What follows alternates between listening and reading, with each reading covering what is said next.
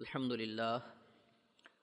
للہ نحمده ونستعینه ونستغفره ونعوذ باللہ من شرور انفسنا ومن سیئات اعمالنا من يهده اللہ فلا مضل له ومن يضلل فلا هادی له واشهد ان لا الہ الا اللہ وحدہ لا شریک له واشهد ان محمدا عبدہ ورسولہ اما بعد فاعوذ باللہ من الشیطان الرجیم بسم اللہ الرحمن الرحیم ان قارون كان من قوم موسى فبغى عليهم وآتيناه من الكنوز ما إن مفاتحه لتنوء بالعصبة أولي القوة إذ قال له قومه لا تفرح إن الله لا يحب الفرحين وابتغ فيما آتاك الله الدار الآخرة ولا تنس نصيبك من الدنيا وأحسن كما أحسن الله إليك ولا تبغ الفساد في الأرض إن الله لا يحب المفسدين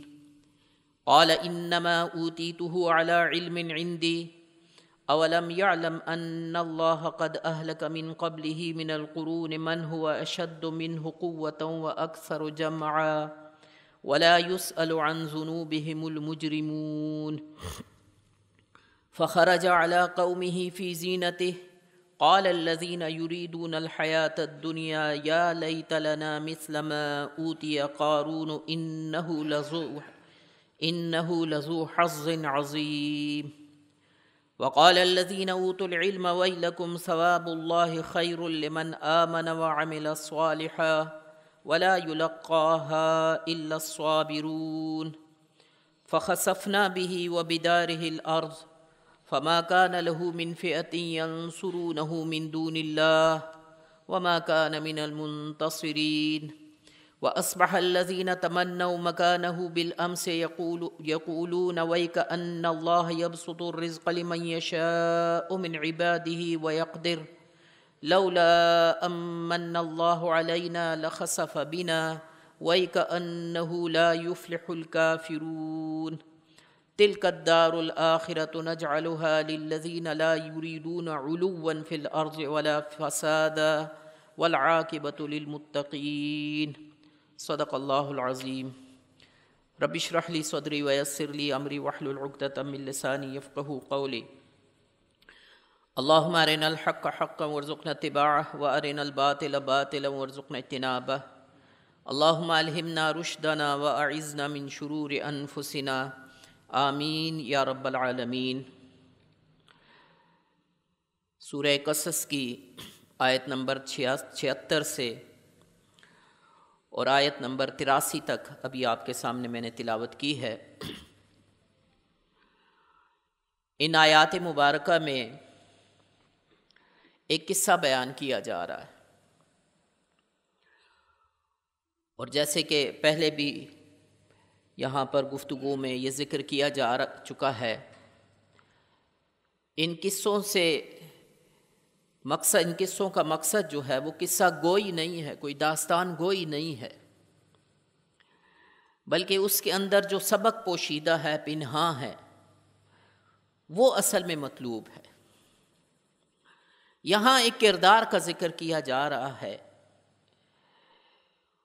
اور اس کردار کی جو خصوصیات ہیں، یوں کہہ لیجئے اس کردار کے اندر جو چیزیں پائی جاتی ہیں ان کو ذکر کیا جا رہا ہے۔ سورہ قصص اس کا آغاز جو ہے وہ فرعون کے ذکر سے ہوتا ہے۔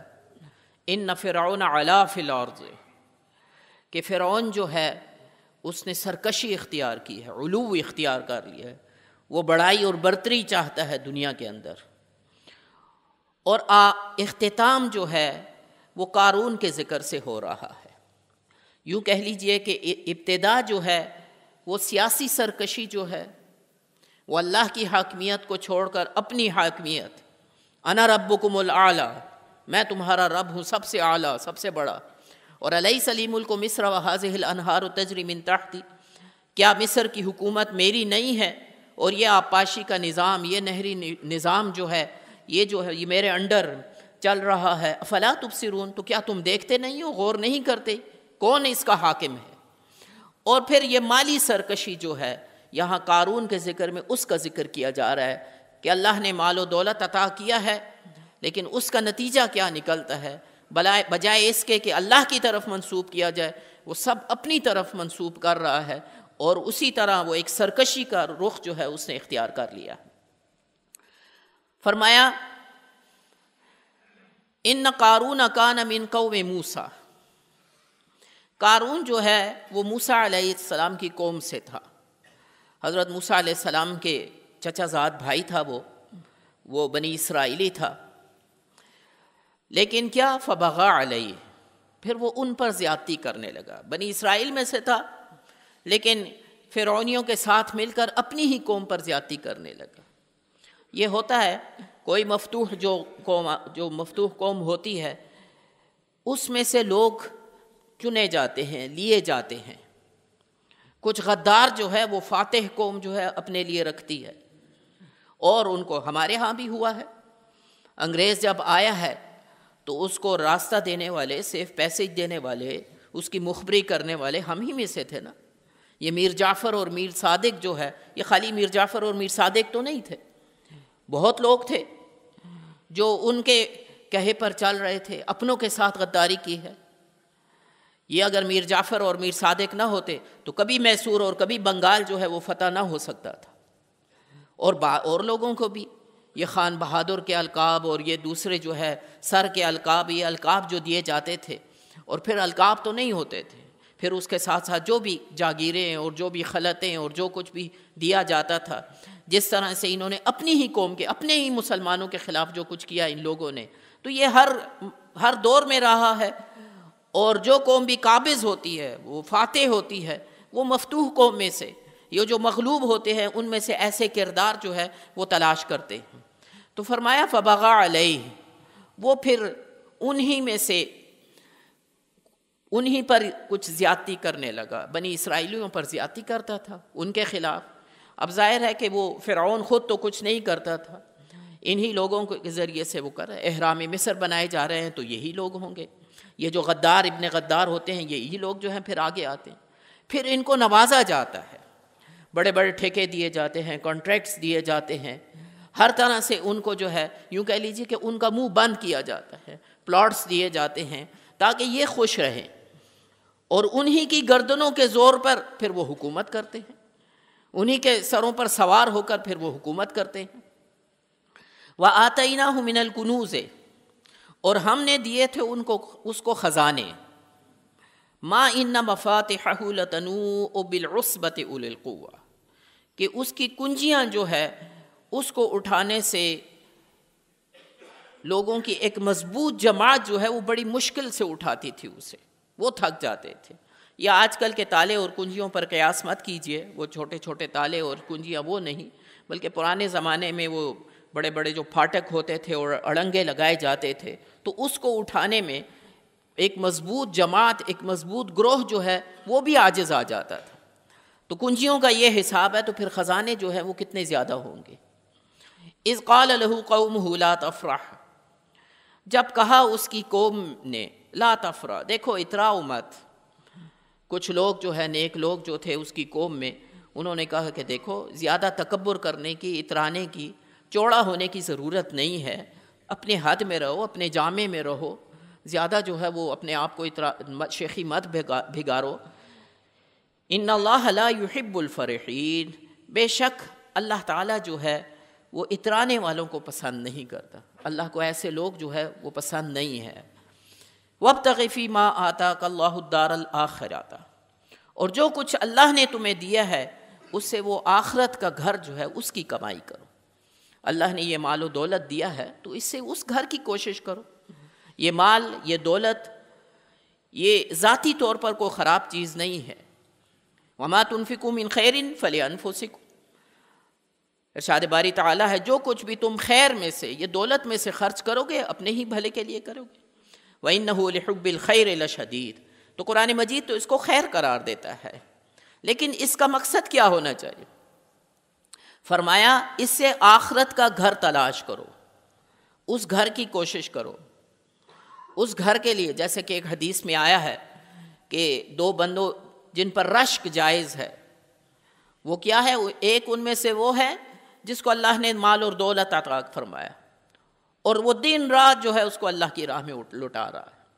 حضرت عثمان رضی اللہ عنہ کی مثال لے لیجئے، حضرت عبد الرحمن ابن عوف رضی اللہ عنہ کی مثال لے لیجئے، ڈھیروں مال جو ہے انہوں نے دیا اللہ کی راہ میں۔ تبوک کا معرکہ جو ہے، جیش العسرہ، اس وقت حضرت عثمان کی قربانی کو یاد کیجئے۔ تو یہ مال اور دولت جو ہے وہ بذات خود جو ہے وہ کوئی خراب چیز نہیں ہے، لیکن اس کے اندر آ کر انسان جو ہے جب مال زیادہ ہو جائے تو پھر انسان جو ہے وہ حقائق سے، یہ مال جو ہے اسے حقائق سے غافل کر دیتا ہے، بڑی بڑی حقیقتیں جو ہیں اس سے اوجھل ہو جاتی ہیں۔ وہ سمجھتا ہے یہ مال جو ہے یہ اب ہمیشہ میرے پاس رہے گا اور میں بھی ہمیشہ اس دنیا میں رہوں گا۔ وہ پوری پلاننگ کرتا ہے، یہ کر لوں گا، وہ کر لوں گا، 1 فیکٹری یا 2 لگا لوں گا، 2 سے 4 ہو جائیں گی، 4 سے 8 ہو جائیں گی۔ موت کا کہیں ذکر نہیں ہے، اس کی پلاننگ میں یہ کہیں نہیں ہوگا کہ میں نے مرنا بھی ہے یا نہیں ہے۔ جیسے کہ ایک حدیث میں نبی کریم صلی اللہ علیہ وسلم نے فرمایا کہ عمر کے بڑھنے کے ساتھ ساتھ 2 چیزوں کی حرص بڑھتی جاتی، ایک مال کی حرص اور دوسری عمر کی حرص بڑھتی جاتی۔ تو یہ دونوں چیزیں جو ہیں انسان جو بڑھتا جاتا ہے اس کے تحفظات، اس کی مصلحتیں، اس کی حکمتیں وہ بھی بڑھتی جاتی ہیں۔ تو فرمایا وَابْتَغِ فِي مَا آتَاكَ اللَّهُ الدَّارَ الْآخِرَةَ، اس کے لیے کوشش کرو، وَلَا تَنْسَ نَصِيبَكَ مِنَ الدُّنْيَا، اور دنیا میں سے اپنا حصہ جو ہے، جو بھی اللہ نے تمہارے لیے مقدر کیا ہے اسے بھی مت بھولو۔ تھا بھی انتہائی بخیل، وہ چمڑی جائے پر دمڑی نہ جائے، اپنے اوپر بھی خرچ نہیں کرتا تھا، وہ جمع کرنے کی ایک حرص ہے اور وہ زیادہ ہی ہوتا جائے اور بڑھتا ہی جائے۔ تو اللہ تو فرماتا ہے کہ قُلْ مَنْ حَرَّمَ زِينَةَ اللَّهِ الَّتِي أَخْرَجَ لِعِبَادِهِ وَالطَّيِّبَاتِ مِنَ الرِّزْقِ، کس نے حرام ٹھہرایا ہے؟ یہ دنیا کی زینت میں سے زیب و زینت جو ہے، یہ جو بھی اللہ تعالیٰ کی نعمتیں ہیں، تو دنیا میں اپنا حصہ جو ہے، جو بھی اللہ نے مقدر کیا ہوا ہے اپنے اوپر خرچ کرو۔ یہ نعمتوں کا اثر جو ہے تم پر بھی نظر آنا چاہیے، لیکن وہ اس کے اندر یہ چیز نہیں تھی، بلکہ جمع کرنا، زیادہ سے زیادہ مال جو ہے وہ ہونا چاہیے۔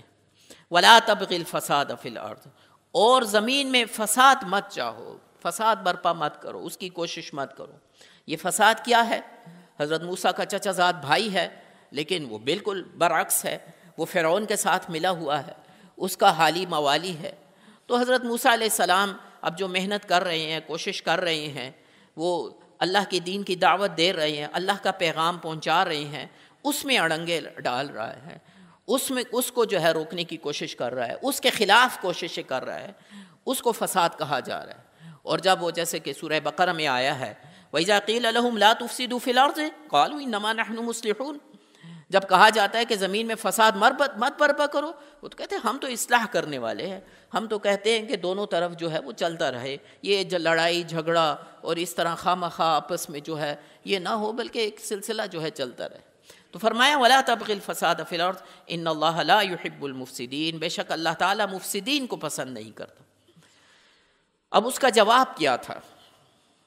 کہا قَالَ إِنَّمَا أُوتِيتُهُ عَلَى عِلْمٍ عِنْدِي، یہ تم کہاں کی باتیں کر رہے ہو، یہ کیا کہہ رہے ہو کہ یہ جو ہے اللہ نے دیا ہے اور فلاں ہے اور فلاں ہے، یہ تو انما اوتیتہ علی علم عندی، یہ جو کچھ میرے پاس ہے یہ تو میری صلاحیت ہے، میری ذہانت ہے، میری فطانت ہے، میں نے غور کیا ہے، چالاکی ہے میری، یہ اللہ کا احسان نہیں ہے، بلکہ یہ میرا علم ہے، میں نے یہ ایجوکیشن حاصل کی ہے، میں نے بزنس ایڈمنسٹریشن کیا ہے، پھر میں نے غور و فکر کیا ہے اور اس کے نتیجے میں یہ سارا کچھ ہوا ہے۔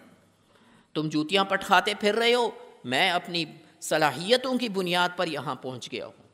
بالکل ویسا ہی انداز ہے جیسے ہم سورہ کہف میں بھی پڑھا تھا، وہ 2 دوست جو ہوتے ہیں وہ بھی یہی کہتا ہے کہ یہ جو ہے یہ تو ظاہر ہے کہ جو کچھ مجھے ملا ہے میری پلاننگ کے نتیجے میں یہ سارا کچھ ہوا ہے، میں نے دیکھا ہے کہ اب کس چیز کی طلب ہے مارکیٹ کے اندر، میں نے وہ چیز جو ہے وہ حاصل کر لیا، اکٹھی کر لیا ہے، جب قحط کا زمانہ آیا یا اس کی کمی پیدا ہوئی میں نے اس کو بیچ کر جو ہے پیسے کما لیے، تو یہ تو سارا میرا دماغ ہے جو چل رہا ہے۔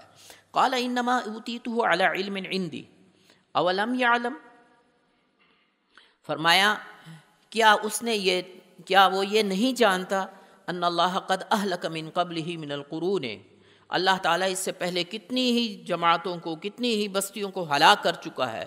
من ہوا اشد منہ قوۃ و اکثر جمعا، جو اس سے زیادہ زور آور بھی تھیں اور وہ مال جو ہے انہوں نے زیادہ جمع کیا ہوا تھا. یہ جو ہے کہ وہ زیادہ ان کے پاس تھا. وہ سارا کچھ جو ہے وہ اس سے پہلے اور لوگ بھی گزر چکے ہیں. یہ قارون پہلا شخص تو نہیں ہے، اس سے پہلے لوگ بھی گزر چکے ہیں، لیکن اللہ تعالیٰ نے جو ہے ان کو ہلاک کر دیا، اور اس ہلاکت کے نتیجے میں جو ہے اب آج ان کا نام و نشان بھی نہیں ہے. لا یرا الا مساکنہم، مکان تو ہے، مکین کہیں بھی نہیں ہے. تو یہ کیفیت ہے. کیا اسے نظر نہیں آتا اللہ نے کہ ان کے ساتھ کیا سلوک کیا ہے؟ یہ وہ چیز ہے جو میں نے کہا کہ انسان جو ہے وہ بالکل غافل ہو جاتا ہے، بڑے بڑے حقائق سے جو ہے وہ غافل ہو جاتا ہے، اور وہ سمجھتا ہے کہ یہ سارا جو ہے وہ میرا ہی ہے. اللہ تعالیٰ فرماتا ہے کہ یہ مساکین کا حق ہے تمہارے مال کے اندر. وَآتِ ذَا الْقُرْبَى حَقَّهُ وَالْمِسْكِينَ، اور مسکینوں کو ان کا حق دو، یہ ان کا حق ہے. اللہ نے مال دیا ہے تو ان کا حق ہے تمہارے مال کے اندر. للسائل والمحروم، سائلین کا بھی اور جو محروم ہے ان لوگوں کا حق ہے. اللہ کا شکر ادا کرنا چاہیے کہ اللہ نے مجھے میڈیم بنا دیا ہے، مجھے واسطہ بنا دیا ہے. تو مال کو سیند کر مت رکھو اور دوسروں پر خرچ کرو. یہ خرچ نہ کرنا جو ہے اس سے وہ فساد بنتا ہے. وہ جو سورہ معارج میں فرمایا ان الانسان خلق ہلوعا، انسان بڑا ہی تھوڑ دلا پیدا کیا گیا. اذا مسہ الشر جزوعا، جب اس کو کوئی شر پہنچتا ہے تو جزع و فضا، نالا ہائے ہو فریاد شروع کر دیتے ہیں.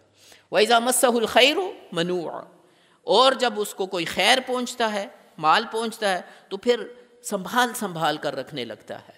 کسی کو اس کی ہوا بھی نہ لگے، کسی کو پتہ نہ ہو، کسی کو پتہ ہی نہ چلے کہ میرے پاس اتنا بینک بیلنس ہے. وہ جو کہتے ہیں نا کہ اپنی نظر ہی توڑتا رہتا ہے. تو یہ وہ چیز ہے کہ جو انسان اس کے اندر پیدا ہو جاتی ہے. تو یہ ایک جملہ جو بیان کیا گیا ہے، قال انما اوتیتہ علی علم عندی، یہ ایک جملہ پوری قارونیت ہے. قارونی ذہنیت جو اس کا میں نے ذکر کیا وہ کیا ہے؟ یہ ایک جملہ ہے. جو کچھ ہے یہ میری اپنی سوچ ہے، میری ذہانت ہے، میری فطانت ہے، میں اس چیز کو سمجھتا ہوں، میں کاروبار کے اصول جانتا ہوں، مجھے معلوم ہے کہ کیا کرنا ہے اور کیا نہیں کرنا. اللہ سے محجوب ہو جانا، اللہ کو بیچ میں سے نکال دینا اور میں ہی میں ہو جانا ہے. جیسے کہ سورہ ہمزہ میں آیا ہے کہ یحسب ان مالہ اخلدہ، یہ جب انسان پر نشہ آ جاتا ہے، یہ نشہ جب آ جائے، مال کا نشہ، اقتدار کا نشہ، تو انسان جو ہے بڑے بڑے حقائق جو ہے وہ ان سے صرف نظر کر جاتا ہے. اسی میں یہی نشہ ہے کہ وہ یہ سمجھتا ہے یحسب ان مالہ اخلدہ. اس کے دونوں مفہوم کیے گئے ہیں کہ یہ مال ہمیشہ میرے پاس رہے گا اور یہ مال جو ہے وہ ہمیشہ مجھے رکھے گا. اس سے یہ موت اتنی بڑی حقیقت روزانہ دیکھتا ہے لیکن وہ اس پر کوئی اثر نہیں ہوتا. خود جاتے ہیں، تدفین کر کے آتے ہیں، دفناتے ہیں، اپنے پیاروں کو وہاں پہنچا کر آتے ہیں، لیکن پھر وہی ہمارے رنگ ڈھنگ ہوتے ہیں. ہم یہ سمجھتے ہیں کہ بس اسی نے مرنا تھا، یہ چلا گیا ہے اور میں تو ویسے کہ ویسے ہی رہوں گا، میں نے تو رہنا ہی ہے. اور جو بھی ہماری پلاننگ ہے، میں نے یوں کرنا ہے، ابھی یہ کرنا ہے، ابھی وہ کرنا ہے، ابھی وہ کرنا ہے، ابھی وہ کرنا ہے، وہ ساری جو ہے وہ چل رہی ہوتی ہے. تو یہ بڑے بڑے حقائق سے جو ہے انسان جو ہے وہ غافل ہو جاتا ہے. فرمایا ان اللہ لا اولم يعلم ان اللہ قد اہلک من قبلہ من القرون من هو اشد منهم قوة واکثر جمعا ولا يسأل عن ذنوبهم المجرمون، اور گنہگاروں سے ان کے گناہوں کے بارے میں نہیں پوچھا جائے گا. یعرف المجرمون بسیماہم، سورہ رحمان میں آیا ہے. وہ تو ان کے چہروں سے واضح ہوگا، ان کے ماتھے پر لکھا ہوگا، ان سے پوچھا نہیں جائے گا. اللہ کے پاس سارا ریکارڈ موجود ہے. آج یہ چیز ہمیں سمجھ میں آ رہی ہے. ہم جاتے ہیں کہیں پر CCTV لگے ہوئے ہیں، ایک ایک حرکت جو ہے ہماری جو ہے وہ نوٹ ہو رہی ہے. ابھی آگے پتہ نہیں اور کیا کچھ ہوگا. یہ جو چپ کی باتیں آ رہی ہیں اور جو کچھ ابھی چل رہا ہے، اللہ تعالیٰ نے ہمارے اندر بھی کوئی چپ جو ہے وہ لگا رکھی ہو، بس اس کو لگانے کی دیر ہوگی، سب کچھ واضح ہو جائے گا. تو یعرفون بسیماہم، یعرف المجرمون بسیماہم، اللہ تعالیٰ تو جانتا ہے ان کے چہروں سے، وہ جو ہے ان کے ماتھے پر لکھا ہوا ہے ان کے گناہوں کے بارے میں. فخرج علی قومہ فی زینتہ، پھر وہ نکلا اپنی قوم کے ساتھ بڑی زینت و ٹھاٹ باٹ کے ساتھ، خدم و حشم کے ساتھ، وہ جو ٹپ ٹاپ کے ساتھ جو نکلتے ہیں، 40-50 گاڑیوں کا جو ہے جس طرح سے ایک جلوس جا رہا ہوتا ہے، اور آگے ہوٹر موٹر سائیکل ہیں اور پیچھے جو ہے پولیس کی 7-8 گاڑیاں ہیں، اور پھر ایک قافلہ جو ہے وہ جا رہا ہے. تو وہ جو کیفیت ہوتی ہے وہ انسان کے اعصاب پر ایک ریشہ طاری ہو جاتا ہے. تو جب وہ اپنے پورے ٹھاٹ، اس وقت کے جو بھی ٹھاٹ باٹ ہوں گے اس کے، وہ خدم و حشم کے ساتھ اور لاؤ لشکر کے ساتھ، اور بادب با ملاحظہ ہوشیار قارون صاحب جو ہیں وہ تشریف لا رہے ہیں. تو یہ وہ جو ہے انسان کے اندر، وہ انسان کے اندر جو پھر وہ قارون ہے نا، دوسروں کے اندر وہ بھی جاگ اٹھتا ہے. جس طرح ہر انسان کے اندر فرعون ہے. مولانا روم کا وہ مصرع آپ نے اکثر سنا ہوگا، وہ شعر کہ نفس ما ہم کم ترس فرعون نیست، لیک اراعون ایراعون نیست. میرا نفس جو ہے وہ بھی فرعون سے کم نہیں ہے. اس کے پاس لاؤ لشکر تھا، اس نے اعلان کر دیا، میرے پاس لاؤ لشکر نہیں ہے، میں اعلان تو نہیں کر سکتا، لیکن اندر وہ کہتا ہے کہ جو میں چاہتا ہوں، میرا نفس چاہتا ہے وہ ہوگا. اسی طرح ہر انسان کے اندر ایک قارون بھی موجود ہے.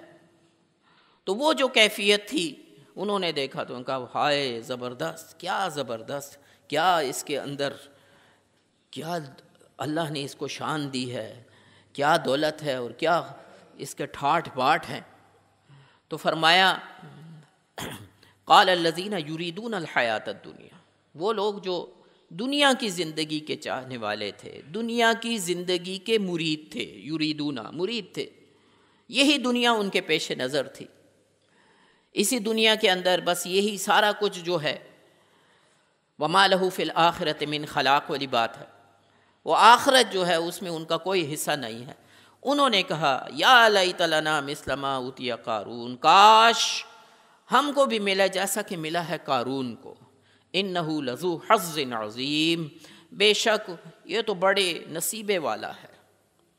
یہ ہماری کیفیت، جیسے میں نے کہا تھوڑا سا اپنے گریبانوں میں جھانک کر دیکھیں. کسی کے پاس مہران ہے تو وہ ذرا کسی بڑی گاڑی کو دیکھ لے تو اس کی کیفیت کیا ہوتی ہے. کرولا ہے تو آرڈی کو دیکھ لے تو اس کی کیفیت کیا ہوتی ہے. کسی کے پاس آرڈی ہے، رولز رائس کو دیکھ لیتا ہے تو وہ اس کے نتیجے میں وہ بڑے نصیبے والا ہے. پھر اسی طرح یہ بڑے بڑے بنگلوز جو ہیں، گھر ہیں. بانی محترم ڈاکٹر اسرار احمد رحمہ اللہ فرماتے تھے کہ پیسہ بالکل ایسے تھوپا جاتا ہے ان گھروں پر، باہر سے جو ہیں وہ ٹائلیں آ رہی ہیں، پھر بینک بیلنس ہے، پھر اس کے ساتھ ساتھ اقتدار ہو، لاؤ لشکر ہو، خدم و حشم ہو، با ادب با ملاحظہ کی صدائیں ہوں.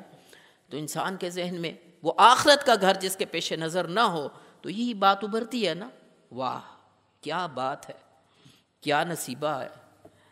اور اگر کوئی نیچے سے گیا ہو تو ہم کہتے ہیں یار یہ تو ہمارے ساتھ ہی کا تھا، یہ کاروبار کرتے کرتے کہاں پہنچ گیا. کوئی کلاس فیلو ہو تو انسان کہتا ہے ہم وہیں جوتیاں چٹکا رہے ہیں، یہ کہاں پہنچ گیا. تو انہوں نے بھی کہا کہ بڑے نصیبے والا ہے. یہ دنیاوی چمک دمک جو ہے ان کے اوپر چھا جاتی ہے اور وہ سمجھتے ہیں کہ یہی سب کچھ. وقال الذین اوتوا العلم، اور وہ لوگ جن کو علم عطا ہوا تھا، اللہ نے ان کو علم دیا تھا، اور وہ علم جو ہے وہ کو زیادہ، یعنی وہ جو دنیا کی حقیقت کو سمجھتے تھے، دنیا کی زندگی جو ہے یہ ہے کیا، جیسے کہ حضور صلی اللہ علیہ وسلم کی حدیث مبارکہ بھی اللہم ارینی حقائق الاشیاء کما ہی، وہ دنیا کی حقیقت، وہ شے کی حقیقت جو ہے وہ اس کو سمجھتے تھے. تو وہ علم جو جن کے پاس تھا انہوں نے کیا کہا، ویلکم افسوس تم پر، ثواب اللہ خیر لمن آمن وعمل صالحا، جو بدلہ جو ثواب دیا اللہ نے وہ بہتر ہے ان کے لیے جو ایمان لایا اور عمل صالح کیا۔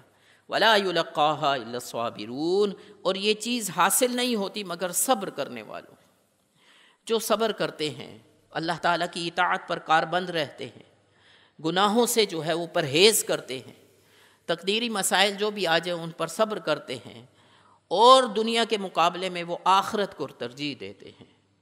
والآخرۃ خیر وابقی بل تؤثرون الحیاۃ الدنیا والآخرۃ خیر وابقی، وہ اس کو آخرت کو جو ہے وہ خیر بھی سمجھتے ہیں، بہتر بھی سمجھتے ہیں، اور باقی رہنے والی بھی سمجھتے ہیں۔ اس دنیا کو جو ہے وہ مچھر کے پر کے برابر بھی نہیں سمجھتے، اور بکری کا جو مردار بچہ ہے اس کے برابر بھی نہیں سمجھتے۔ ان کا معاملہ جو ہے کہ انہوں نے کہا کہ افسوس ہے تم پر۔ فخسفنا به وبداره الارض، اب نتیجہ کیا نکلا؟ پھر ہم نے دھنسا دیا اس کو اور اس کے گھر کو زمین کے اندر۔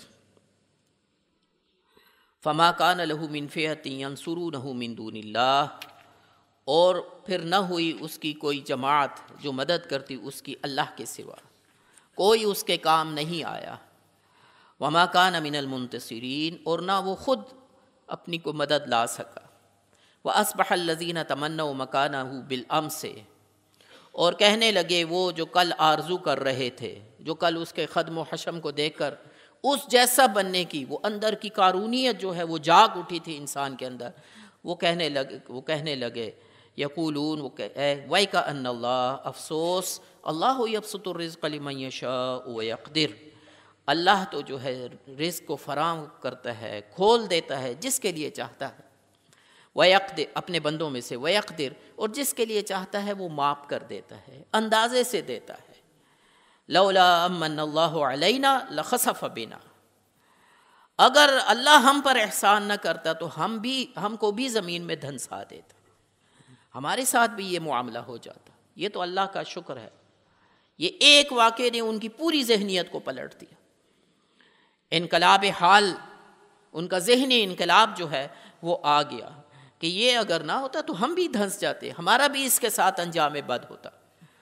وَيْكَأَنَّهُ لَا يُفْلِحُ الْكَافِرُونَ، افسوس، کافر جو ہیں، ناشکرے جو ہیں، وہ کبھی بھی فلاح نہیں پاتے۔ یہ ہے وہ چیز۔ اور سرمایہ دارانہ نظام جو اس وقت چل رہا ہے اس کے اندر یہ انسان کے اندر اوپر دیکھنے کی ایک ٹینڈنسی جو ہے وہ پیدا ہوتی ہے، آگے سے آگے بڑھو، ہے جستجو کے خوب سے ہے خوب تر کہا۔ اور شکر اور قناعت یہ تو اس نظام کے یوں کہہ لیجئے کہ بالکل برعکس ہے، اس کی ضد ہے۔ اسی لیے حضور صلی اللہ علیہ وسلم نے ارشاد فرمایا کہ دنیا کے اندر اپنے سے نیچے کو دیکھو،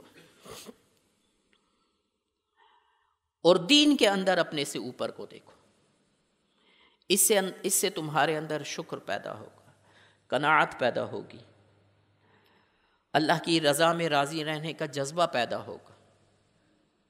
اور جب دنیا میں اوپر دیکھو گے تو کیا ہوگا؟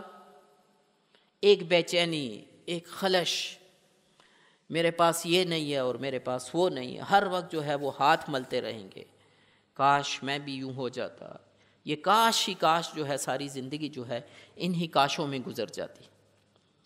تو حضور نے فرمایا کہ دنیا میں اپنے سے نیچے دیکھو، تم سے جو غریب ہیں، تمہارے ساتھ کے تھے، اور صرف غربت ہی نہیں ہے، اللہ تعالیٰ نے کتنی چیزوں سے نوازا ہوتا ہے، صرف روزی ہی نہیں ہے، رزق صرف یہی نہیں ہے کہ کسی کے پاس دولت ہے لیکن ایک لقمہ نہیں کھا سکتے، خوراک جو ہے انتہائی محدود ہے،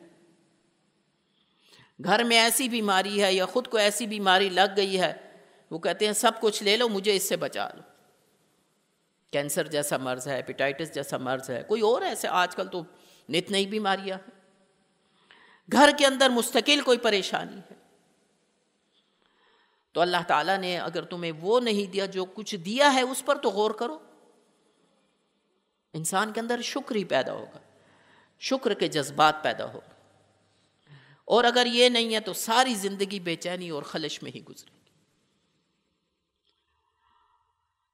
اب فرمایا تلک الدار الآخرۃ نجعلها للذین لا یریدون علوا فی الارض ولا فسادا، یہ آخرت کا گھر ہے جس کو جو ہم دیں گے ان لوگوں کو جو دنیا میں نہ علوف چاہتے ہیں، اپنی بڑائی چاہتے ہیں اور نہ فساد چاہتے ہیں۔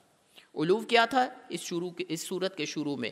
فرعون اپنی علوف چاہتا تھا، برتری بڑائی چاہتا تھا، اور فساد یہ قارون کا معاملہ جو یہاں پر بیان ہوا ہے۔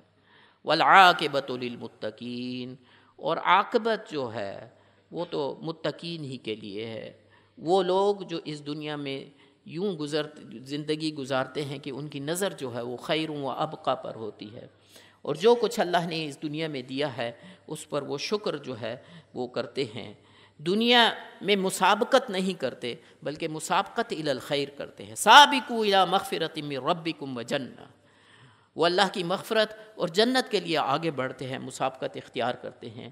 یہ ہے قارونی ذہنیت کہ دنیا اور دنیا ہی کی زندگی کو سب کچھ سمجھ کر اور اسی میں غلطاں و پیچاں ہونا اور اسی کے لیے اپنا مبلغ علم اور دنیا ہی کو سب کچھ بنا لینا، یہی قارونی ذہنیت ہے، اور وہ ہر شخص کے اندر موجود ہے۔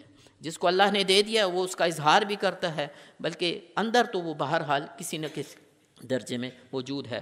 اللہ تعالی ہمیں اس سے بچائے اور اپنا شکر ادا کرنے کی توفیق عطا فرمائے، اور آخرت کا جو گھر ہے اس کے لیے محنت، کوشش، جد و جہد جو ہے، کس طرح وہ گھر جو ہے وہ ہمیں حاصل ہوگا، اللہ تعالی مجھے اور آپ کو اس کی توفیق عطا فرمائے۔ بارک اللہ لی ولکم فی القرآن العظیم ونفعنی وإیاکم بالآیات والذکر الحکیم۔ پریس ریلیز ہے 2 منٹ میں۔ امیر تنظیم اسلامی محترم شجاع الدین شیخ صاحب نے آج کا جو پریس ریلیز ہے کہ پاکستان کشمیریوں کو RSS کے رحم و کرم پر نہ چھوڑے، تقسیم ہند کا مکمل ایجنڈا مسئلہ کشمیر پاک بھارت مذاکرات کے ذریعے حل کیا جائے۔ ان خیالات کا اظہار امیر تنظیم اسلامی محترم شجاع الدین شیخ نے 5 فروری یوم کشمیر کے حوالے سے گفتگو کرتے ہوئے کیا۔ انہوں نے کہا کہ کشمیر پاکستان کی شہ رگ ہے اور پاکستانی قوم کشمیر ایشو پر کبھی کمپرومائز نہیں کرے گی۔ مسئلہ کشمیر کے حوالے سے اقوام متحدہ کی قراردادوں پر عمل درآمد کے لیے عالمی قوتیں بھارت پر سیاسی اور سفارتی دباؤ بڑھائیں۔ انہوں نے دنیا بھر کی انسانی حقوق کی تنظیموں کی مسئلہ کشمیر پر توجہ دلاتے ہوئے کہا کہ بھارتی ظلم و تشدد کے سبب کشمیر میں انسانی المیہ جنم لے چکا ہے۔ نریندر مودی مسلمانوں کی نسل کشی پر اترا ہوا ہے اور مقبوضہ کشمیر میں اس وقت مسلمانوں کے لیے اوپن ایئر جیل بن چکا ہے۔ انسانی حقوق کی تنظیموں نے اگر کشمیر میں بھارتی مظالم کے خلاف اب بھی آواز نہ اٹھائی تو اپنے بنیادی منشور سے روگردانی کریں گی۔ شجاع الدین شیخ نے مطالبہ کیا کہ حکومت پاکستان مسئلہ کشمیر پر پاکستانی موقف کے حامی ممالک کی انٹرنیشنل کانفرنس منعقد کرے، جس میں مسئلہ کشمیر کو زیادہ مؤثر انداز میں دنیا کے سامنے اجاگر کیا جائے۔